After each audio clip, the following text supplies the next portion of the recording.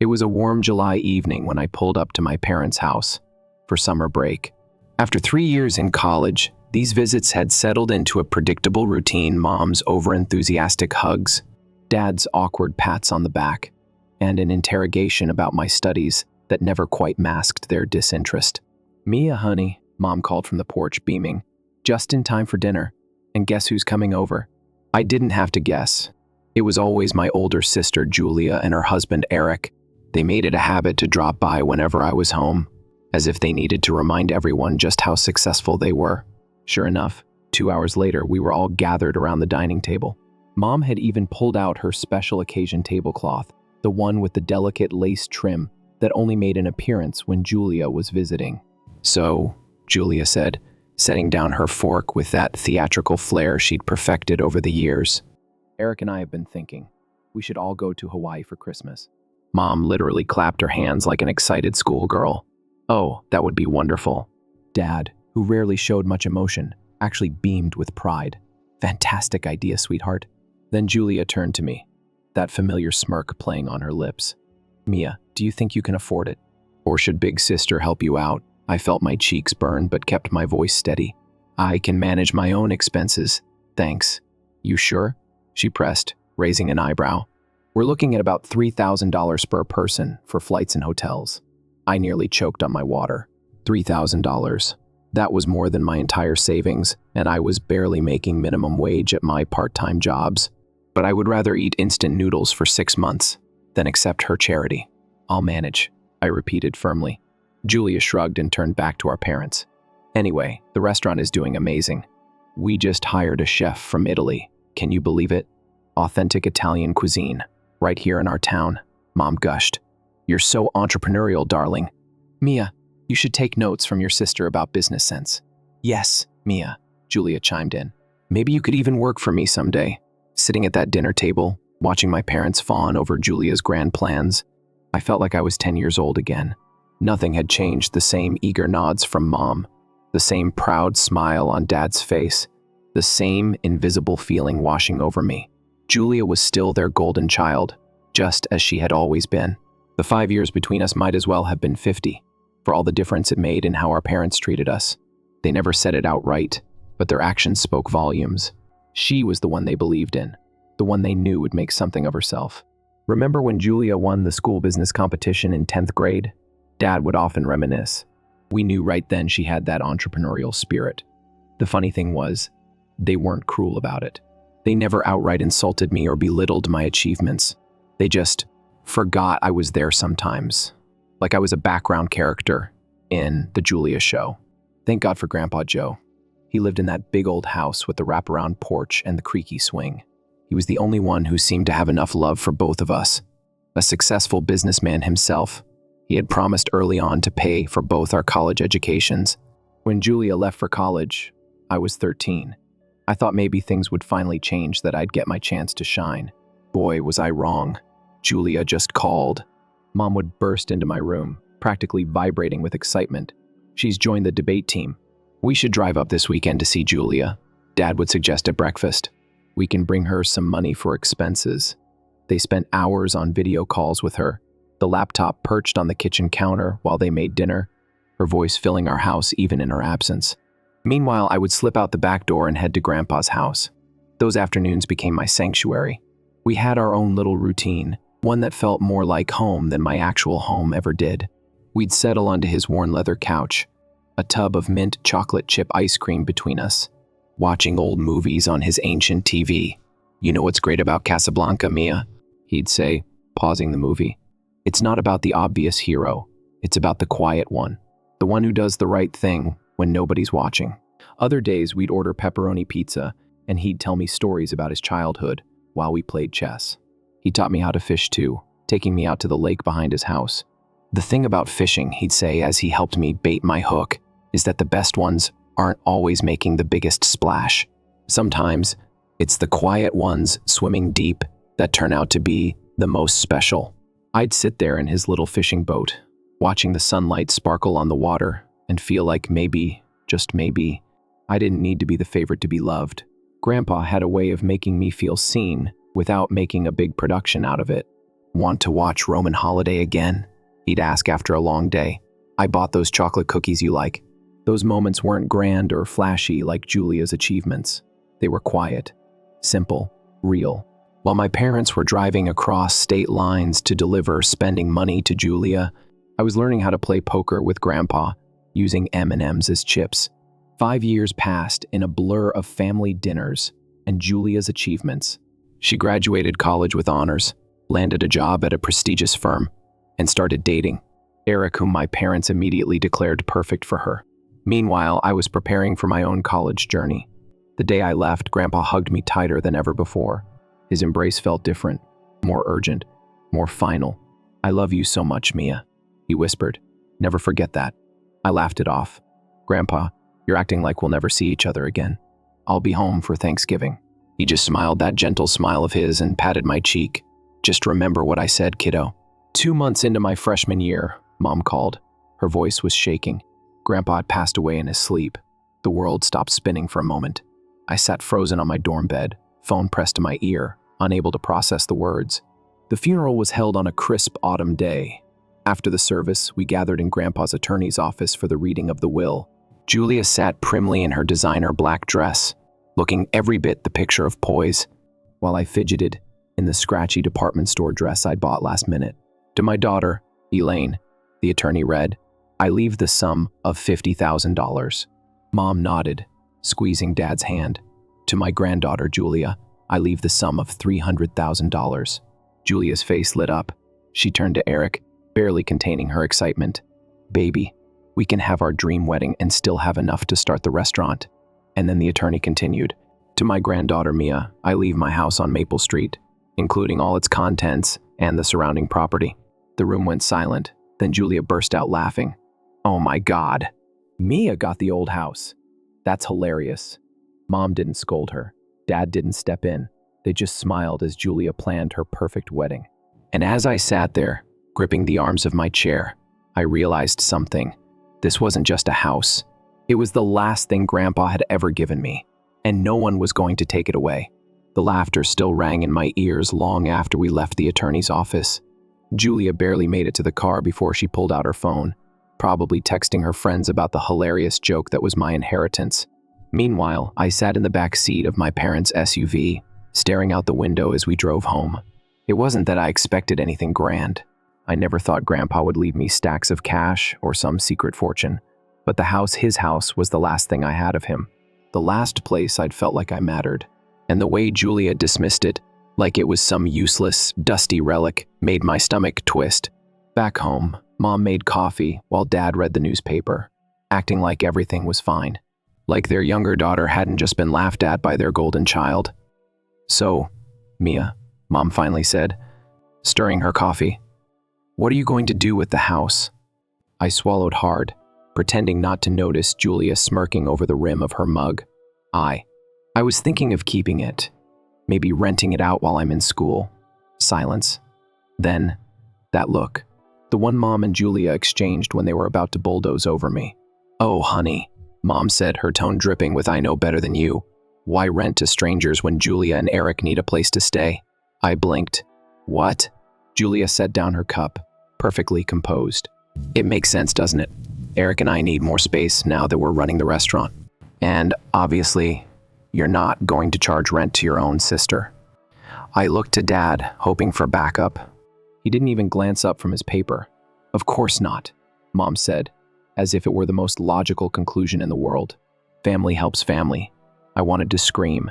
I wanted to tell them that Grandpa gave that house to me, that Julia and Eric just inherited $300,000 and could afford to live literally anywhere else, that I was still scraping by on minimum wage while they were playing at being business moguls. But I already knew how that conversation would go. Mom would sigh, disappointed in my selfishness. Julia would make subtle jabs for weeks about how she would have been happy to help if the roles were reversed. Dad would keep his mouth shut and nod along. So I did what I always did. I swallowed it. The next weekend, Julia and Eric moved into my house. I didn't even get to pick my old room. Julia claimed it for sentimental reasons, which was hilarious considering she never spent more than 5 minutes at Grandpa's place growing up. She sent me pictures of how they were updating things. Grandpa's old leather chair, gone. His fishing photos, replaced by framed restaurant reviews. The bookshelf where he kept all the novels we read together, now held overpriced wine bottles. Each update felt like a slap to the face, but I didn't say anything. Because what would be the point? I focused on school. I picked up extra shifts at the cafe, barely sleeping between classes and work. Every time I felt like collapsing, I reminded myself of one thing: Hawaii. I was going to that damn trip if it killed me. When Julia called in November, I had every cent saved. "Send it today," she instructed. "I need to finalize the bookings." I transferred the money immediately, my hands shaking with excitement. That weekend, I treated myself to a new swimsuit. Nothing fancy, just a simple blue one-piece, on sale. $3,000. Gone in seconds. But it was worth it, or so I thought. December 23rd, the night before we were supposed to leave. I arrived at my parents' house, practically buzzing. I had my suitcase, my new swimsuit, even borrowed a nice suitcase from my friend Lisa, one with wheels that actually worked. But the moment I stepped inside, I felt it. Something was off. Mom barely met my eyes when she hugged me. Dad kept clearing his throat, that nervous tick he had when he didn't want to say something. Then Julia and Eric walked in. The moment I saw her face, I knew. It was the same look she had when she told me she'd be living in my house rent-free. We sat down for dinner, and for a few minutes, it was just the sound of silverware clinking against plates. Then Julia cleared her throat, setting down her wine glass. "We need to talk." I gripped my fork. "The restaurant," she started, voice dripping with fake regret. "Well, we've hit a rough patch." Mom reached over and squeezed her hand like she was announcing a terminal illness. "We had to make some tough decisions," Julia continued, including cutting some expenses. Like, our contribution to the Hawaii trip. My fork froze halfway to my mouth. She went on, gesturing between herself, Eric, and my parents. "We've all talked about it, and we think the best solution is for Mia to sit this one out." The room spun, but my voice came out shaky. "I already paid my share." "Yes, well," Julia gave me that condescending smile. "That money will help cover the rest of our expenses. We couldn't possibly cancel on everyone. And honestly, Eric and I never had a proper honeymoon because we went straight into the restaurant. This is really important for us." I looked at Mom, Dad, waiting for someone to object. But Mom just patted Julia's hand. Dad stared at his plate like it held the secrets of the universe. My chest tightened. "I paid my share," I repeated. $3,000. That was all my savings. Mom sighed, suddenly exasperated. "Mia, family helps family. Julia and Eric are going through a hard time. The least you can do is be understanding." I felt sick. Understanding? I had worked double shifts to afford that trip, while Julia and Eric lived in my house rent-free. And now they were stealing my money and telling me to be understanding? "Besides," Mom added casually, "someone needs to watch the house while we're gone." I stood up so fast my chair scraped against the floor. Nobody even looked up. They kept chatting about hotel arrangements, while I walked upstairs to my old bedroom, slamming the door shut. Lying in bed, staring at the glow and the dark stars Grandpa helped me stick on the ceiling, I made my decision. The next morning, I played my part perfectly. I stood on the porch, smiling and waving as they loaded their luggage into taxis. "Don't forget to water my plants," Mom called. "Check the mail every day," Julia added. "Of course," I said, still smiling. Julia leaned out of the taxi window. "I'll send you lots of pictures, so you won't feel left out." She laughed, like she'd made the funniest joke in the world. I kept waving until their taxis disappeared around the corner. Then I got in my car and drove straight to my house. Julia and Eric's belongings were everywhere. Their designer clothes stuffed into closets. Their expensive art replacing Grandpa's memories. Not for long. I started in the master bedroom, pulling out suitcases and boxes, packing every single thing they owned. By noon, I had a moving company on the phone. They charged triple for Christmas Eve service. I didn't care. By 2, I was at a 24-hour locksmith, watching as he changed every single lock. By nightfall, the house was mine again. And by Christmas morning, when my phone started blowing up with angry texts and calls, I smiled. Because for the first time in my life, I wasn't the one getting screwed over. The moment Julia laughed in that attorney's office, I knew nothing had changed. Nothing would change. I wasn't shocked, not really, but that didn't make it hurt any less. They could have at least pretended my inheritance meant something. Instead, Julia practically cackled about it, like it was some cosmic joke that Grandpa's house, the one place I'd ever felt truly seen, ended up in my hands instead of hers. I barely said a word on the drive home. Mom and Dad didn't act like anything was wrong. Julia was too busy whispering to Eric about wedding venues, already planning how to spend her actual inheritance, her real gift from Grandpa. The house was just an afterthought to her. To me, it was everything. The first time I went back to Grandpa's house alone, it didn't feel real. The air still smelled like his old cologne, like pine and leather. His boots sat by the front door, exactly where he'd left them. The dent in the couch where he always sat was still there. And yet, it wasn't the same. It should have felt like mine. The will said it was. But it didn't, because I knew what was coming. Mom waited exactly 1 week before bringing it up over dinner. "So, Mia," she said, carefully casual, "what's your plan for the house?" I glanced at Julia, who was staring at me over the rim of her wine glass, waiting. "I was thinking of renting it out while I'm in school," I said. "It would help cover property taxes." Silence. Mom and Julia exchanged one of those looks, the kind I'd seen 100 times. The ones that always meant trouble. Mom set down her fork, her voice soft, patient, manipulative. "Honey, why rent to strangers when Julia and Eric need a place to stay?" I blinked. "What?" Julia set down her glass, smiling like this was all perfectly reasonable. "It makes sense, doesn't it? Eric and I need more space, especially now that we're running the restaurant." She gave a light laugh, as if she knew what she was about to say was ridiculous but was saying it anyway. "Obviously, you wouldn't charge your own sister rent." I turned to Dad, waiting for him to say something. He didn't even glance up from his plate. Mom reached over, squeezing my hand like she was doing me a favor. "Family helps family, sweetheart." My stomach twisted. I wanted to tell them no, that this was my house, my inheritance, and that Julia and Eric had just received $300,000 while I was barely scraping by. But I knew exactly how that conversation would go.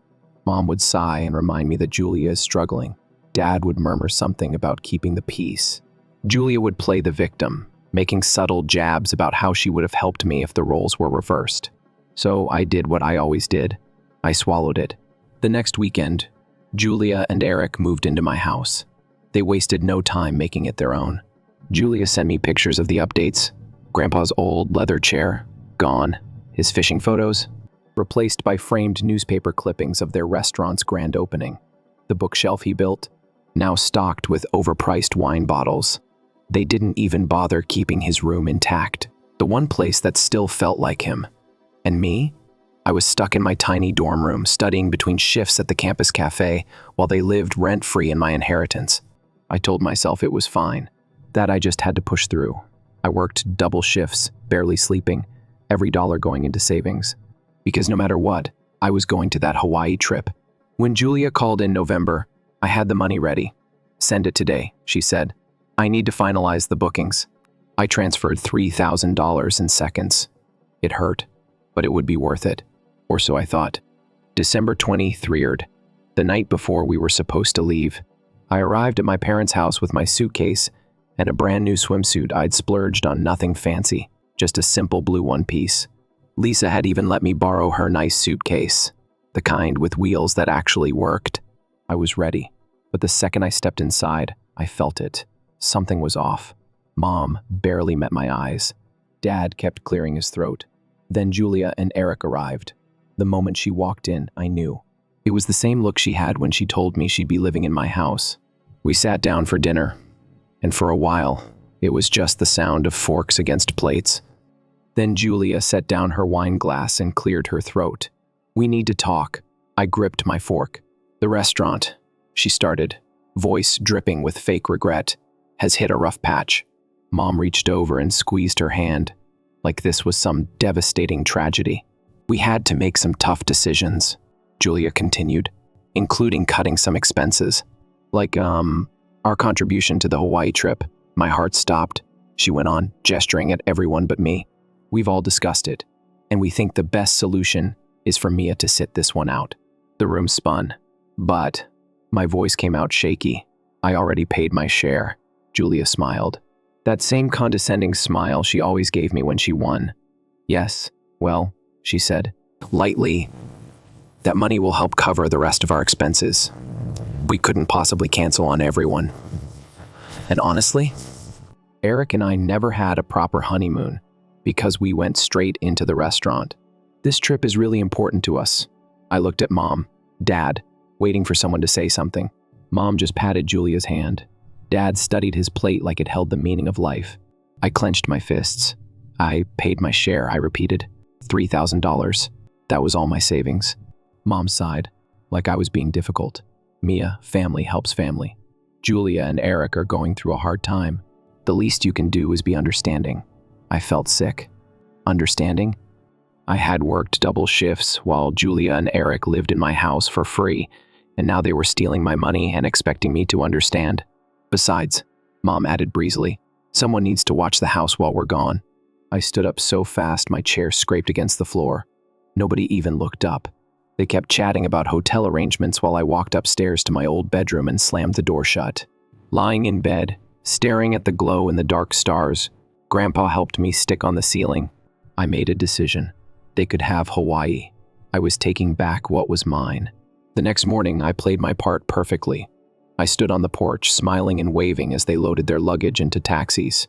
"Don't forget to water my plants," Mom called. "Check the mail every day," Julia added. "Of course," I said, still smiling. Julia leaned out of the taxi window. "I'll send you lots of pictures, so you won't feel left out." She laughed, like she'd made the funniest joke in the world.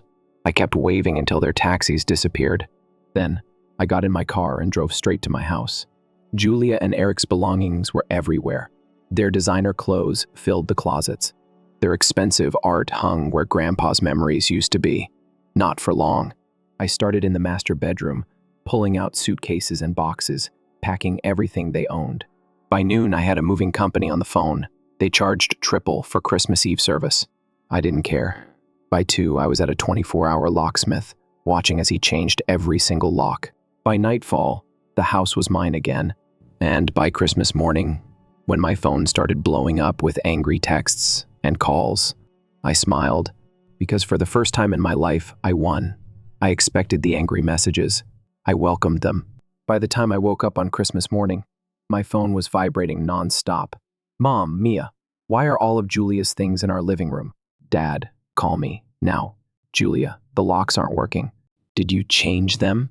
"Eric, this is completely unacceptable. Fix this." I didn't answer. For years, I had stayed quiet. I had let them bulldoze over me, take what was mine, treat me like an afterthought. Not anymore.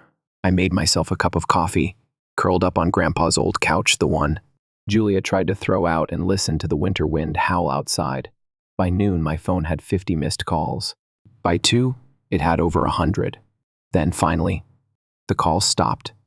And for the first time in a long time, I felt free. The next day, I got an email from a property management company confirming the rental listing for the house. The tenants, an older couple looking to retire in a quiet neighborhood, would be moving in next month. I had already set everything up before I kicked Julia and Eric out. The paperwork was done, the contract signed. There was nothing they could do to stop it. Still, I braced myself when I finally picked up the phone. Mom answered on the first ring. "How dare you?" she snapped. "Do you have any idea what you've put your sister through?"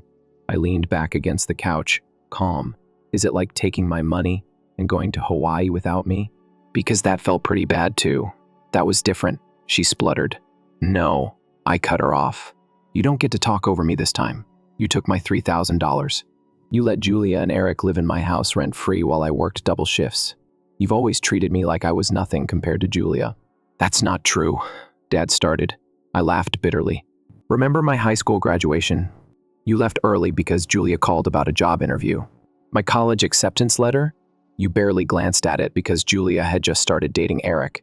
Every achievement in my life has been overshadowed by whatever Julia was doing." The silence stretched. Then, Mom's voice softened, but the guilt was still missing. "Mia, you have to understand. Julia and Eric are really struggling with the restaurant. They need help."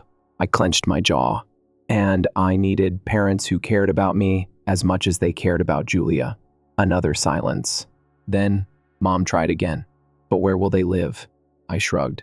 "They can live with you." "They are living with us," Mom's voice cracked.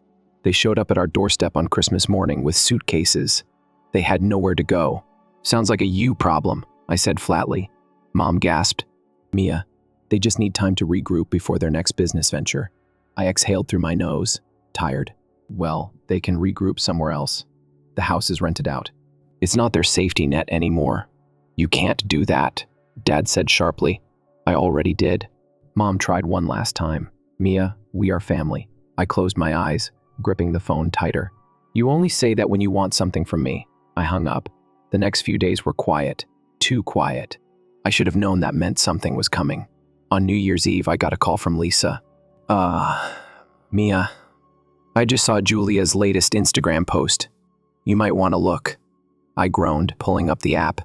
There she was, posing with a glass of champagne at some overpriced party, her caption dripping with fake wisdom. Sometimes, the people you trust the most betray you in ways you never imagined. New year, new beginnings. #family isn't always forever, I laughed out loud. Betrayal? I clicked the comments. Her friends were already piling on, asking what happened. Julia wasn't giving specifics, of course. She was playing the victim, letting everyone assume I had done something terrible to her. I debated commenting back. Instead, I turned off my phone and spent the night with friends, drinking cheap wine and watching fireworks from Lisa's apartment balcony.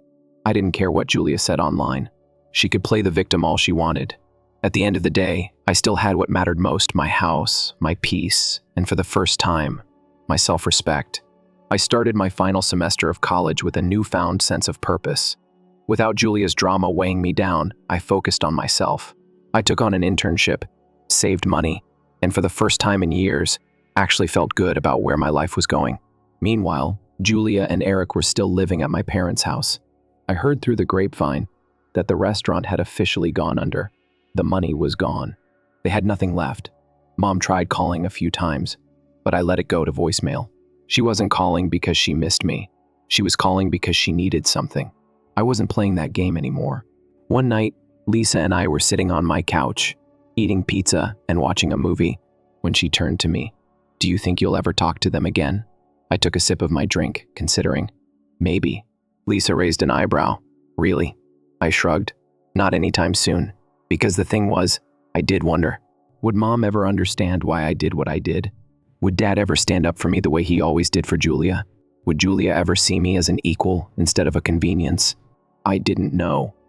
But then I thought back to that night in Hawaii, when they were drinking champagne with my money. And I realized something.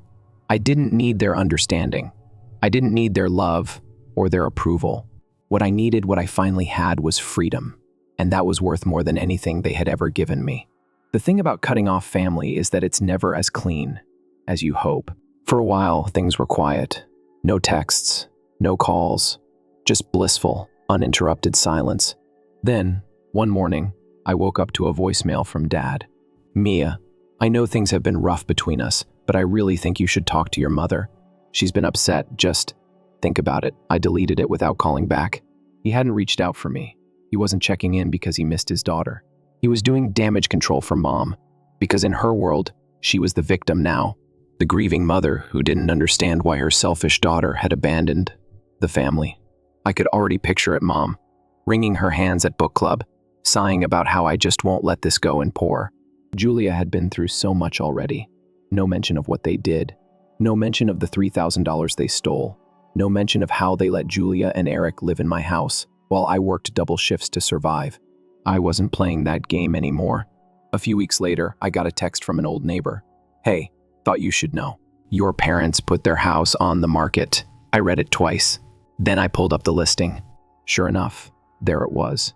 Photos of the house I'd grown up in, staged for buyers, listed at a price that screamed, we're desperate.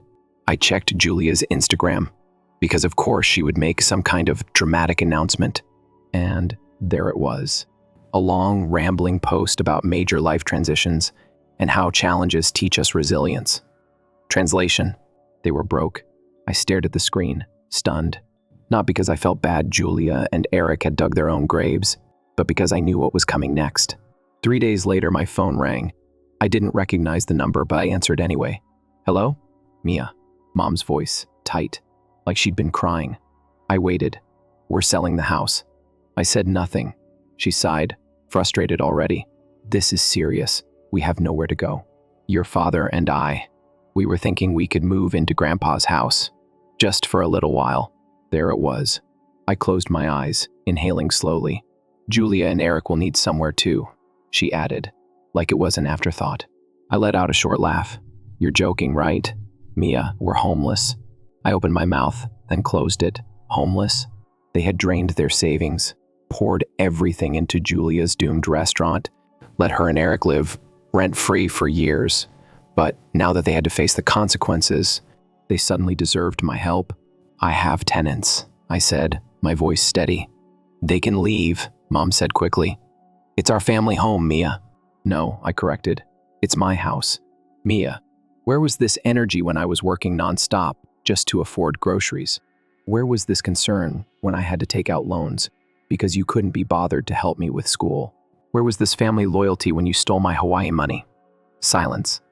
Then the voice I hated most. You're really going to do this to us? Julia. Of course, Mom had her on speakerphone. I could practically hear the smirk in her voice. She thought she still had control, that she could talk me into this the way she always did. I leaned back in my chair. You mean like how you did this to me? That was different, she said, her voice sharp. We were struggling with the business. You didn't need that money. And don't act like we haven't helped you. You wouldn't even have that house if Grandpa hadn't left it to you.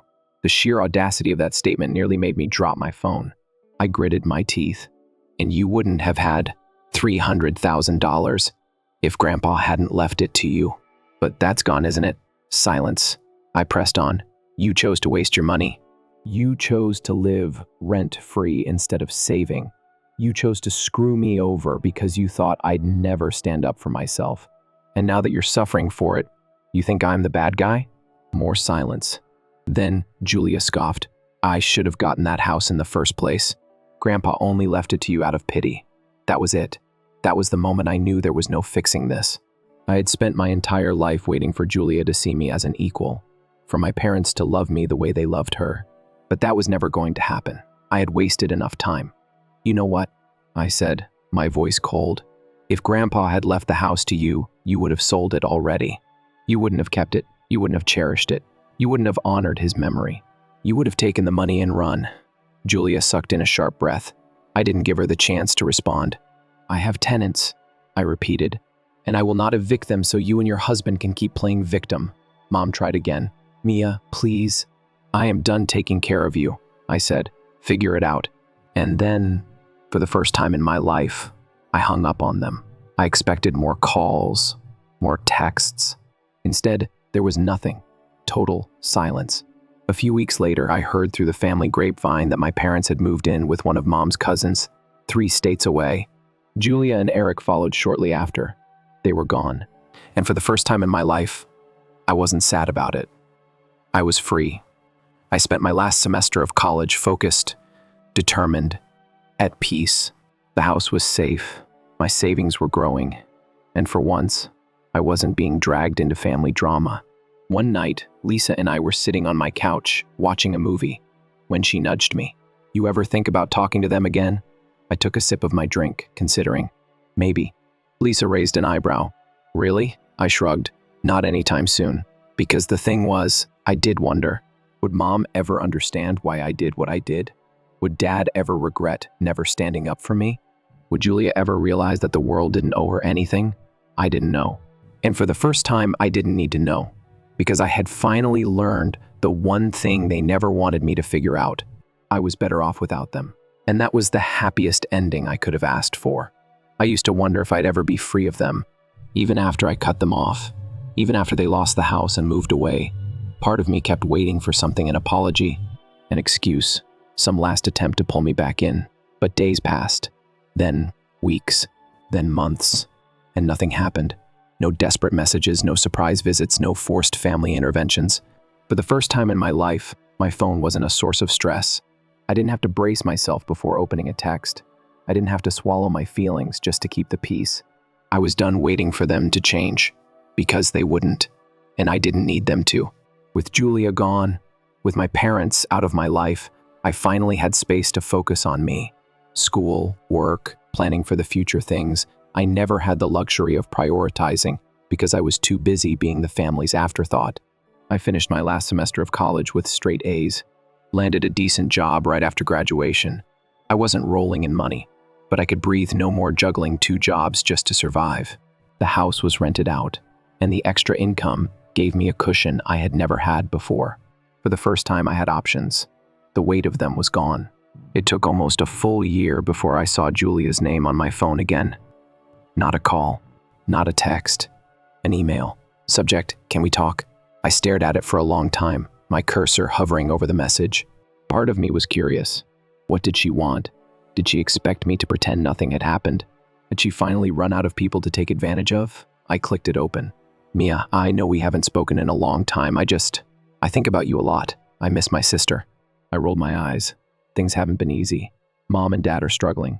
Eric and I are trying to start fresh, but it's been hard. I know we messed up, but we're family. We should be in each other's lives. Please, can we just talk?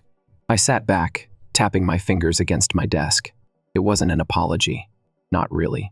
There was no acknowledgement of what she had done, no mention of the money, the house, the years of being treated like an afterthought.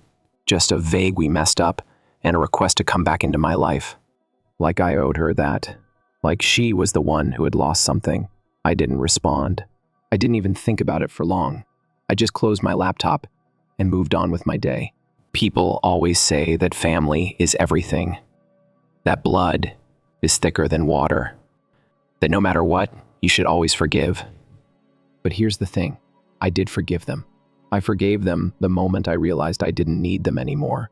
Forgiveness isn't about letting people back in. It's about making peace with the fact that they'll never be who you needed them to be. I wasn't angry anymore. I wasn't hurt. I wasn't waiting for closure that would never come. I had made my own family. Lisa, my coworkers, my friends, people who actually cared, people who saw me, who celebrated my achievements, who didn't ask me to shrink myself so someone else could shine. That was all I ever wanted, and I had it now. A few months later, I got one last update about Julia. She and Eric had moved again, some new state, some new failed business attempt. Mom and Dad were still struggling. Their savings were gone, their credit trashed. They were bouncing between family members, relying on whatever scraps they could get. I should have felt bad, but I didn't. Because every single one of them had chosen this path. They had every opportunity to do better, to be better. And they didn't, so I let them go. For good, this time. One evening, Lisa and I sat on my back porch, watching the sunset over Grandpa's lake. You ever regret it? She asked. I took a sip of my drink, thinking it over. No, I said finally. Not even a little, because I was free. And for the first time in my life, that was all that mattered. It's funny how quickly life moves forward when you stop looking back. For years, I had been stuck in the same cycle, waiting for approval that would never come, bending over backward to keep a family that never once prioritized me.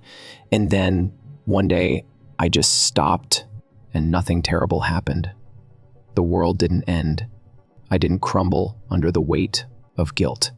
I just kept going, and I thrived. 2 years after I cut them off, I bought my first home. Not Grandpa's house, though. That one was still being rented out, still paying for itself, still standing as proof that I had won.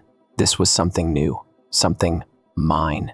A small place on the edge of town, nothing fancy, but perfect in every way that mattered. I signed the final papers, got the keys, and stood in the empty living room for a long time, just letting it sink in. This wasn't something I had to fight for. It wasn't something anyone could take from me. It was a home I had built on my own. I heard about them sometimes. Julia and Eric had moved again, still chasing some business dream that never seemed to work out. Last I heard, they were selling some pyramid scheme product on social media, pretending they had it all together while drowning in debt. Mom and Dad were still struggling, still relying on family members, still waiting for Julia to finally make it big so she could take care of them. But none of it mattered to me anymore. I didn't hate them. I didn't spend my days resenting them. I just didn't care, and that was the best feeling in the world. It had been years since I'd spoken to any of them when, one afternoon, an unknown number popped up on my phone. I almost ignored it, but curiosity got the best of me. Hello? Silence. Then, A voice I hadn't heard in so long I almost didn't recognize it. Mia? Julia. My stomach didn't tighten. My pulse didn't race. I felt nothing. "What do you want?" I asked. A long sigh. I don't know. I was thinking about you. I thought maybe we could talk." I leaned back against my couch, staring at the ceiling. "Talk about what?" Another sigh. "I don't know. Life. Everything. I miss my sister." I closed my eyes. The words should have meant something. Years ago, I would have jumped at this. I would have let her back in, let her manipulate me into thinking things could be different. But I wasn't that person anymore. I wasn't waiting for her to love me. I wasn't desperate for her approval. I had built a life without her, and it was so much better than anything I had before. "I'm happy, Julia," I said finally. "I hope you are too." Another silence. Then she laughed, soft, bitter. "You're not going to let me back in, are you?" "No," I said simply. "Yeah," she murmured. I figured. And just like that, the call ended. I sat there for a while, letting the quiet settle around me. Then I got up, walked outside, and let the sun warm my skin. That was the last time I ever heard from her, and I never looked back. Some nights, I'd sit on my porch, watching the lake ripple under the setting sun, and think about how different things had turned out from what I once imagined. For years, I thought I needed them. I thought my life would always orbit around Julia, around my parents' expectations, around being the forgotten one. But I had created something better, a life filled with people who actually cared, friends who celebrated my wins, who didn't see me as an afterthought, a home that was mine, a future I had built on my own terms. I was free, and that was all I had ever wanted. Story 2. In this narrative, my brother was falsely accused of getting me expelled from university. But now that he's dead, my parents want to get back in touch. Hi everyone. Before the video for today begins, I need your help. One of the greatest ways you can help us out is to subscribe, since we've observed the channel is losing some of its popularity. It's easy, cost-free, and enables us to keep giving you incredible content. Thank you so lot for your help. Together, let's continue to grow this channel. Many thanks. Now let's start the video. Okay, so this whole affair started about 7 years ago, but I really need to get this off my chest in light of the present situation. That brings everything back to the surface. A little history. I'm now a male 26. Was 19 when this went down. Be prepared for some really bizarre family drama. My younger brother and I were the only ones growing up. Our family looked normal from the outside middle class, with a good suburban house, family meals, and all that. However, the dynamics were messed up, guy. My brother was always the golden child, like to a point where it was genuinely ludicrous. I don't mean to seem arrogant, but I was a good student, top 4. 0 GPA, developed this tutoring program for kids at the local community center, was the captain of the debate team, completed everything that was required of you. In contrast, my brother barely kept up a 3.4. He played video games and threw parties most of the time. However, he was viewed by my parents as a misunderstood genius who just learned differently or whatever. They would say, I can quickly illustrate how terrible it was when I got all A's in a single high school semester. That's expected of you, my mom answered with a simple nod. They honored my brother's success by taking him to his favorite restaurant. The same week he got a B- in English. I hope this isn't true. Anyhow, let's move on to college applications. I submitted an application to Stanford. It has been my dream school since I was a kid. Had a decent SAT score of 1540, participated in extracurricular activities, and excelled academically. Spent months researching my ass. My brother decided he would also go there, mostly because our father came and talked a lot about continuing the custom or whatever. Everything began to go awry at this point. First, I received my letter of acceptance. I can clearly recall the day the email notification appeared on my phone while I was in the kitchen eating leftover pizza. When I read it, I actually began to shudder. I knew my parents wouldn't give a damn, so I immediately called my best friend. "Oh, that's nice," was all they replied when I told them over dinner, and immediately started talking about my brother's application, stating that they were positive he would become involved. All right, I'm still annoyed about this. He earned an @12 90 on his SAT, scarcely studied, and submitted a silly essay about how hosting house parties offered him leadership experience or something. Actually, I made an effort to help him with his coursework, remained up late to aid him with practice examinations and to clarify mathematical challenges. But he would always stop playing Call of Duty after 20 minutes or so and say something along the lines of, "Not everyone needs to be a try-hard nerd like you." Then came the day he received his letter of rejection. Holy shit, you'd think someone had passed away. When he got home from checking the mail, he literally dropped himself on the kitchen floor in sobs. He wasn't 21, he was 12. As though he were suffering a heart attack, his parents hurried over. Meanwhile, my Stanford admission letter, takeaway menus, and my brother's old soccer team photo were still on the refrigerator. The ensuing weeks were unbearable. My brother stayed in his room most of the time, only coming out to sigh dramatically and give me sour looks. In addition, my parents started acting oddly, saying things like, "Some people get all the luck and life isn't fair to everyone." For example, I worked really hard for years while he coasted by on Charmin's ads. However, I was the fortunate one. The worst part was that my brother had been telling everyone, including his friends, extended family, and strangers at the grocery store that our dad had predestined him for Stanford. There was already a Stanford sticker on his car. Embarrassing AF. Upon being rejected, he began circulating a story about how I must have committed an unethical act to gain entry, rather than admitting that perhaps he might have done better. He was first only telling people that I probably cheated on my SATs or that I knew someone in admissions, but it got worse, much worse. And now that I think about it, I understand that this was merely the beginning of his insane strategy to cheat me. I didn't realize it at the time, but this rejection harmed my brother's brain. It seemed as though he couldn't believe that his destiny hadn't been realized. Instead of handling things normally, he made the decision that I couldn't go Stanford if he couldn't. So, starting up where I left off, I went to Stanford. The first few months were great, to be honest. I felt as like I could just be myself without my brother's shadow looming over me for the first time in my life. With my housemates, I was really lucky. In the latter case, I met Jake, a man from Portland who shared my passion in computer science and didn't think it was odd that I enjoyed my studies. Our dorm room at your high school was housed in this older edifice. It wasn't really elegant, but it was near the dining hall and had these enormous windows. Jake and I would set up our workstations facing each other and work on late-night coding sessions while fueled by Red Bull and those cheap Walmart cookies. We worked out the full system. We had a policy that required the door to be closed after 11 p.m., but it was usually open when we were there because study groups often visited in order for us to genuinely sleep. Life was actually going rather nicely. I maintained a GPA of 3.9. Fucking linear algebra killed my 4.0, but whatever. Was working on an intriguing artificial intelligence project and had joined the robotics club. My professor hinted that I could be looking for a summer internship, and this Google recruiter had been sniffing about our department. Everything was coming together for once. Then the strange things began to occur.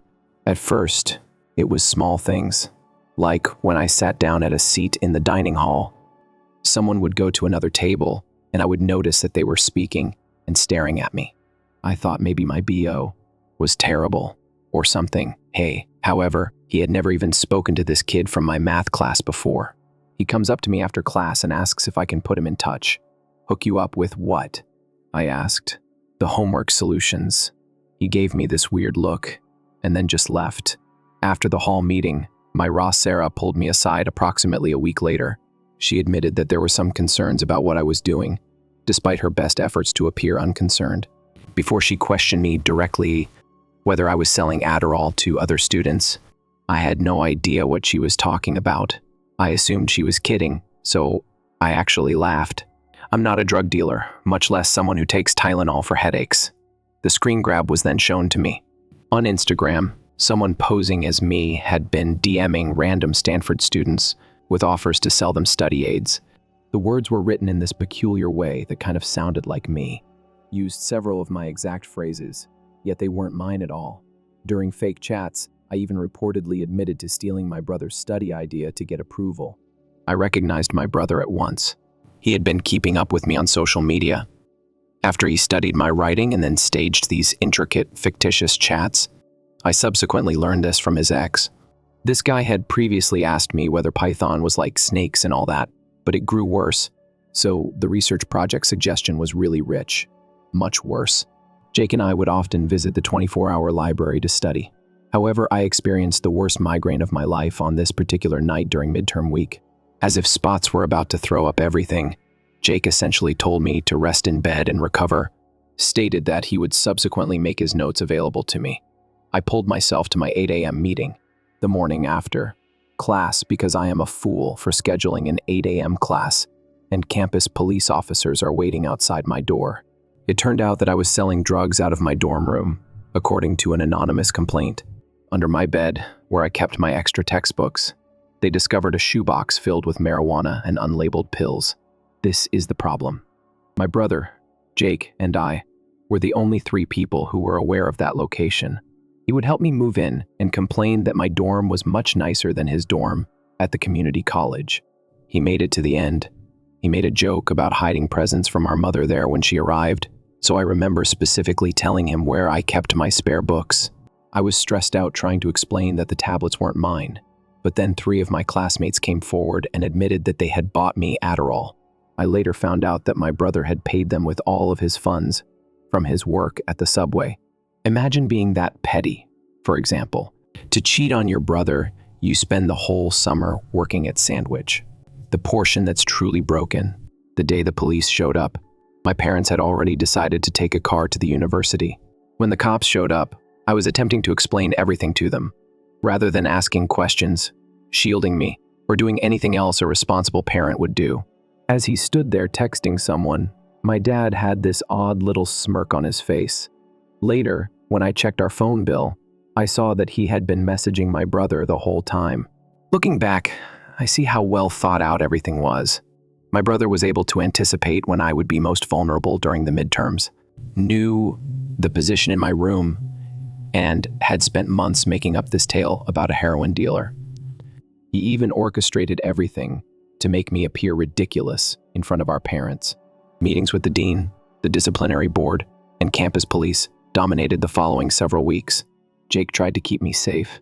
I told them that I was the most straight-edge person he knew and that I wouldn't even drink coffee because I felt weird about putting drugs in my body. My instructors have written letters on my character. Didn't matter. That was it. They had evidence and witnesses. Okay, so here's when everything really went wrong. A reasonable warning. Even after 7 years, the thought of this passage still makes my blood boil. The inquiry at the institution was a total farce. They discovered the drugs in my room, and I'm still positive my brother left them there. I had 3 unrelated children accuse me of selling them Adderall. My brother gave them each $500 from his Subway savings after learning about it much later. There were then many screenshots of me messaging people about drugs on Instagram. I did everything I could to prove my innocence. I sincerely volunteered to immediately submit to a drug test. To prove I hadn't received any odd payments, I showed them my bank accounts. I was the straight-edge student who once reported someone for smoking cigarettes, and I even had my high school teachers write notes about it. You get the idea, but it's hardly my proudest moment. The disciplinary hearing happened on a Tuesday morning. I recall this because on Wednesday I was due to show this Google recruiter my eye project. Had been working on it for months. The hearing took place in this suffocating administrative building chamber. For some reason, I felt like I was being tried for murder. 6 individuals were sat at this long table, gazing at me as if I were El Chapo Jr. The presence of my parents somehow made everything worse. Mom continued to pretend to cry. No actual tears, only strange sniffling sounds. And Dad spent the whole time texting. My phone bill eventually proved that he was supplying my brother with real-time information. After all, who hurts their own child in that way? The toughest thing was calling the witnesses. These 3 individuals, whom I hardly knew from my dorm building, claimed that I had been selling them Adderall from the first week of classes. They had a whole tale about how I would meet them behind the library at specific times, and they even offered special discounts for large orders. All of this specific BS. That gave the impression that I was a professional drug dealer. I'm sitting there thinking about how I had to really Google what Adderall was when I had my RA blamed me at first. Jake tried to keep me safe. I was absolutely the most boring roommate ever, he assured them up there. I was so suspicious of artificial sweeteners during all-nighters that I refused to even consume energy drinks. We have an open door policy, so anybody might enter our room, I told them. I went so far as to say that my flawless grades put me in the running for the Google internship. So why would I put myself at such risk to sell drugs? It didn't matter though. They had already made up their minds and had their proof. The dean. This man read out a long speech on Stanford's zero-tolerance policy for drug distribution and the need to maintain the school's reputation, among other things. He had the most punchable face I've ever seen. The expulsion letter was about 3 pages long. However, I can only recollect the first line. Immediately. Stanford University has discontinued your enrollment. It's that easy. Everything I'd worked for my entire life was gone. I was given 48 hours to vacate my dorm room. Packing my things was strange. For example, one moment, I'm this bright CSE student who may get an internship at Google. The next, I'm stuffing all my dreams into cardboard boxes while others murmur in the corridor. Some jerk even recorded me moving boxes to my car on Snapchat. Very elegant. My parents showed there to help, but largely just stood about making everything worse. Mom used to say, "I just don't know where we went wrong with you," a lot. Dad continued to message my brother. At one point, he really grinned at his phone. Guess my brother texted something really humorous about my life being shattered. The last blow to the stomach. Due to unresolved disciplinary processes, the institution refused to deliver my transcripts. I was consequently not only ejected, but I was also unable to transfer to another site. Oh, and they still demanded that I cover the entire cost of tuition for the semester. Cool. Jake was the only real friend I had left. Until about 3 in the morning, he helped me pack. After that, we sat on my bed without clothes, munching chips from the vending machine and attempting to figure out what on earth I was going to do next. His parents got in touch with me and offered to host me at their Portland home while I worked things out. They were these really laid-back doctors who could sense that something wasn't quite right. But the worst part, my grandparents. My parents called them right away to inform them of the expulsion because they had co-signed my school debts. They essentially thought I had changed into some sort of drug lord instead of listening to my side of the story. I always worry that all that computer stuff would lead you down a bad path, my grandmother said candidly. For example, what is the link between drugs and coding? By Thursday evening, I was completely out of Stanford. I've been dreaming, learning, and doing everything right for 7 years. Everything was lost because my brother couldn't handle rejection. The amusing thing is, and by amusing, I mean absolutely outraged, at community college he was doing all right. Perhaps he simply realized that was where he belonged and went on. However, not at all. I had to make sure I missed my opportunity as well. Writing about an uncle after being expelled from Stanford is extremely difficult. Basically, I had nothing.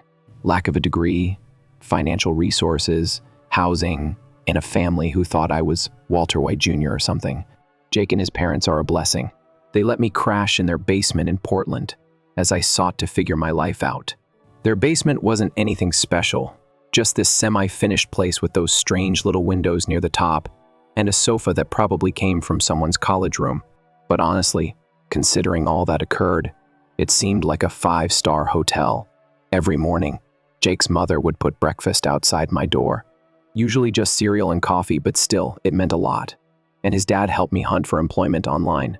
But getting a job was a nightmare. When you explain your Stanford expulsion to prospective employers, try not to come out as a complete jerk.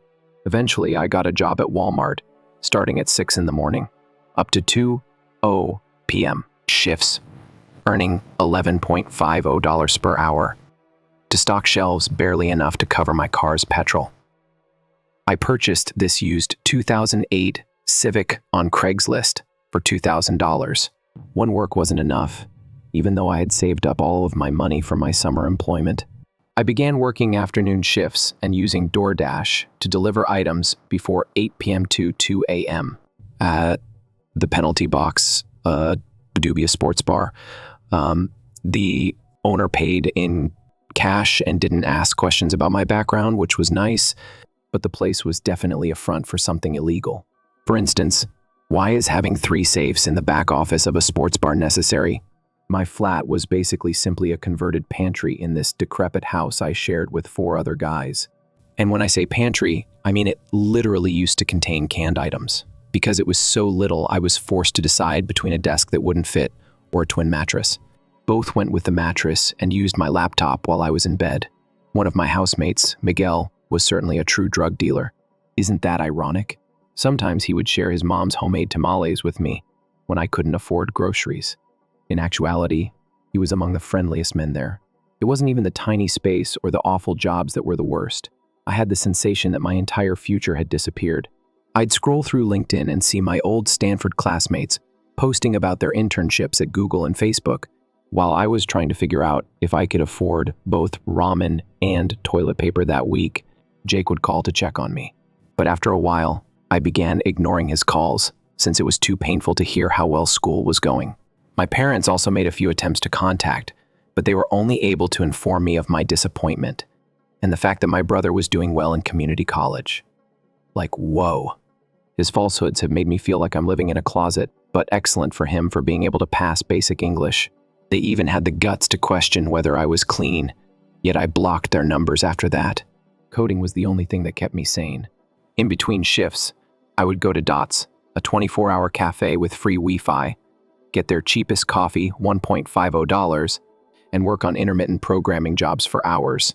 Linda, the overnight waitress, was an elderly woman who occasionally brought me extra fries or a piece of pie that was destined to be thrown out by accident. I assume she was aware of my financial circumstances, even if she never acknowledged it. Dots become like my second home. It was quiet at night.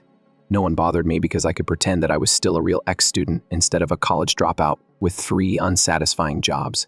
I made this inventory management system for fun in order to stay current with my skills. Looking back, the endeavor truly ended up transforming my life, but I'll get to that in the following part.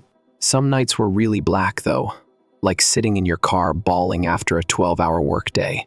Dark. When I worked for DoorDash, the first remember making a delivery to a house that exactly resembled my parents' house.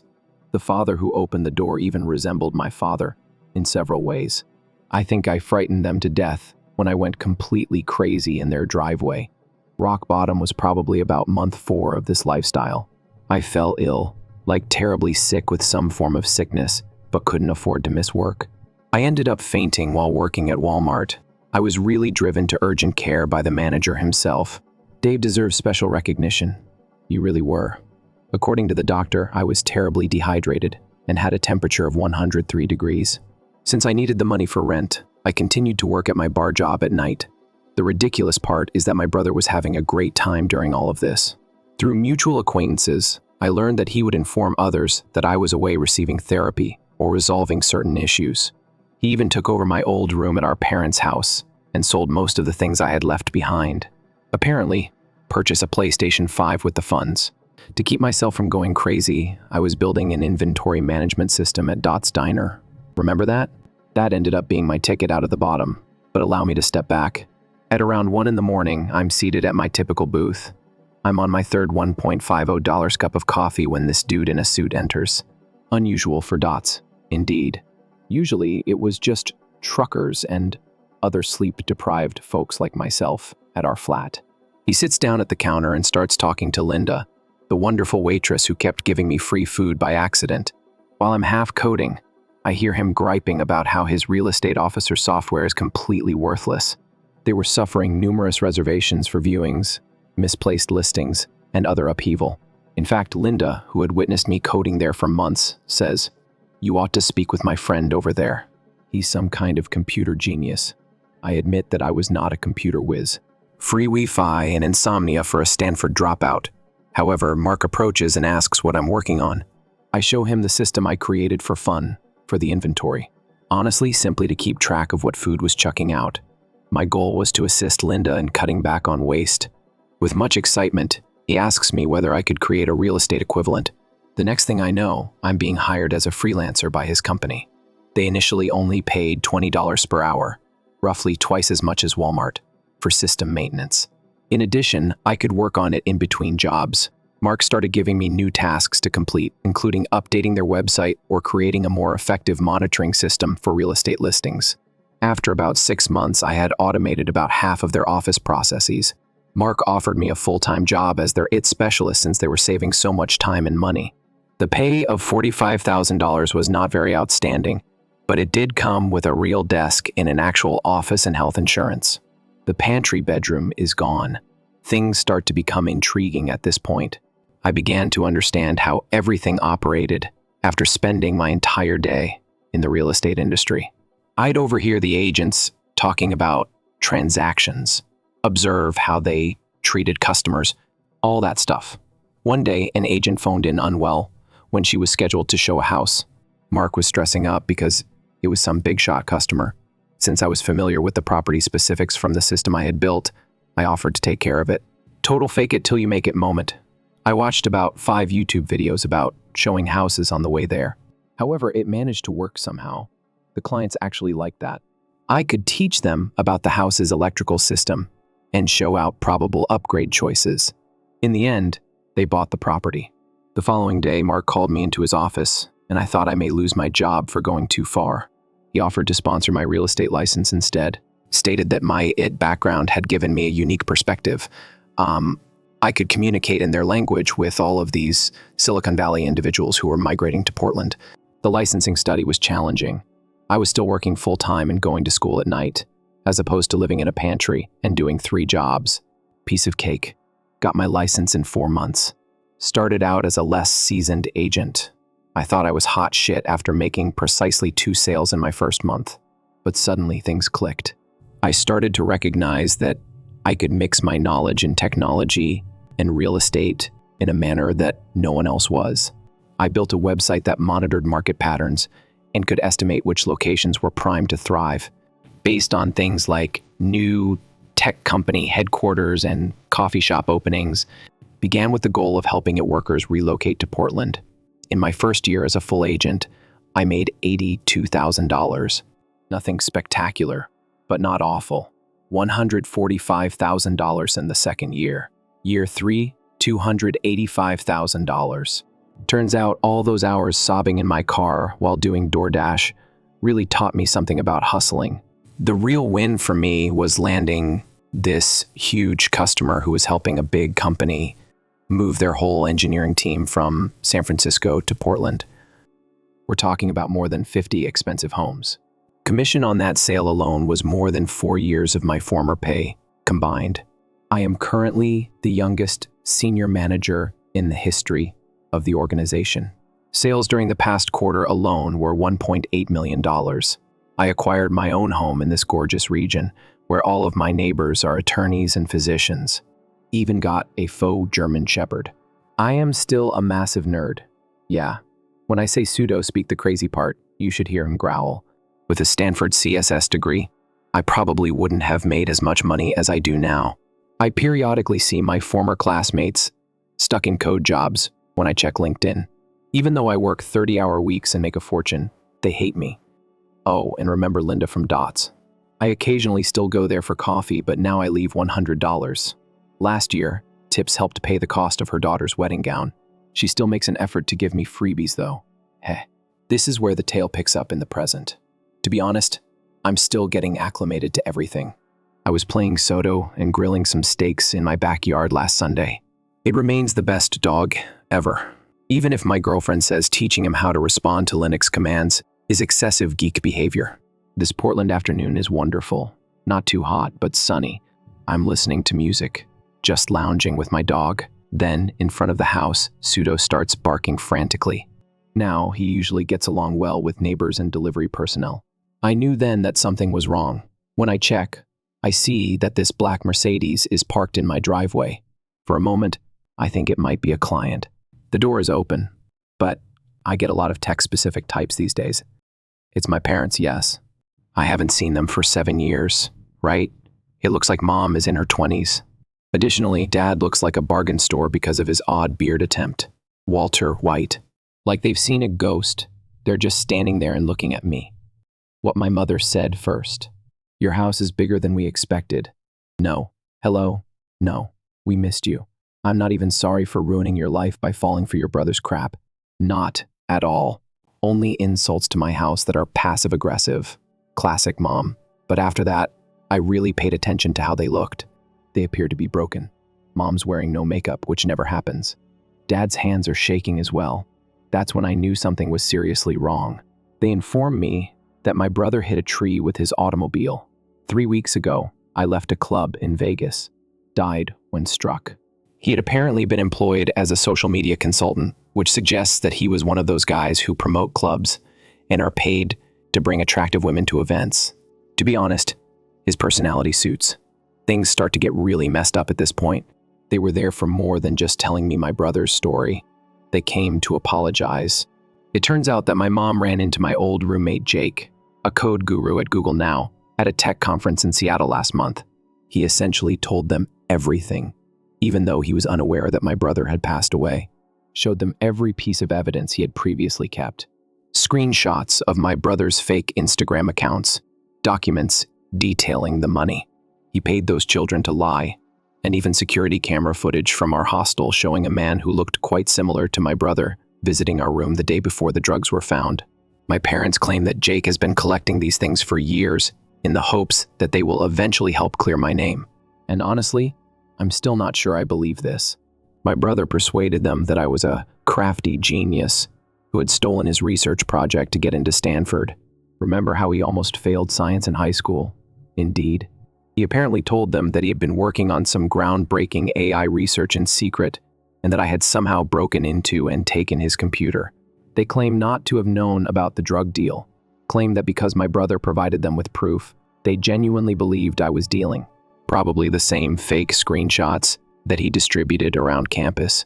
Mom broke down in tears, saying that they had been thinking that they had let his parents down by letting their son trade drugs for years, only to discover that their other son was the real monster. They're telling me this while this pseudo sits there and gives them the most critical dog look ever, as though he knew I had been tricked by these people. Well done, youngster. I was unclear about how to feel. There was a part of me that wanted to shout at them for their ignorance, as though I had been raised by them for 18 years. Did they truly believe they were heterosexual? Not even Red Bull was ever eaten by them. Son suddenly changed like Pablo Escobar, but I also felt empty in another sense. Despite everything, they continued to express their delight in my successes. Actually, Dad tried to take credit by saying that I was strengthened by the adversity they put me through. I absolutely laughed in his face, told him that's like shoving someone off a cliff and then applauding them for learning to fly on the way down. They then began talking about how they wanted to be engaged in my life once more, as they had lost one kid and didn't want to lose another, meet my girlfriend, maybe even be grandparents someday. When Mom saw a picture of me and my girlfriend on the wall, she broke down in tears because she thought she was such a lovely girl. By the way, she's a pediatric surgeon, way out of my league. I just couldn't, instructed them to depart. As they tried to argue, Pseudo started growling. Seriously, best dog ever. And as they were heading out, they finally got the hint. Mom said, "We really didn't know about the drugs," and she turned back. We just trusted him as he was our son too. And that's what's really messing with my brain now. As if they were also simply the objects of my brother's manipulation. However, I then recollect how they have treated me throughout my life, long before the incident at Stanford. How my efforts were never good enough. How they were always on his side, found after the fact. Jake gave them my address. At that conference, he ran into them, and they were so devastated over my brother that he felt horrible for them. Can't really blame him. Jake's parents are good. Most certainly couldn't understand parents truly aiming to wreck their child's life. So, Reddit, do I need to forgive them? Update. About 2 weeks ago, my parents brought the news of my brother to my door. In all honesty, things have gotten a lot harder. They came back yesterday, simply showed up again unannounced while I was on a work call. Ring cameras have my gratitude. This time, they brought a whole box of evidence, including old photos and my brother's journal entries. Things they thought would help the situation in some way. Like showing me pictures of family vacations from 15 years ago would erase the fact that they helped destroy my life. I didn't even walk downstairs to let them in. Pseudo growled his head off as you watched them on the Ring camera. When they refused to go, I finally phoned the police. Watching my dad try to explain to 2 police officers why they were just wanting to reunite with their kid was both heartbreaking and humorous. I actually asked one of the officers if I wanted to file a harassment complaint, but I just wanted them to leave. Here's the thing that's really been playing with my brain. After they left, I contacted Jake to essentially rage at him for giving them my location But he told me something that made me stop mid-tirade when he first bumped into my parents at that tech conference. They honestly didn't know I wasn't a drug dealer. Like they were still telling people their kid was lost to addiction, or whatever Jake claimed when he showed them all the proof he'd preserved regarding my brother's setup. They appeared broken, as though everything in their universe was collapsing after discovering evidence that my brother had paid those kids to fabricate claims that they had purchased narcotics. From me, my mother apparently puked in a conference center restroom. But here's my problem. Even if they were genuinely ignorant of the drug arrangement, of which I'm still not entirely convinced, they never trusted me to always be there for my brother.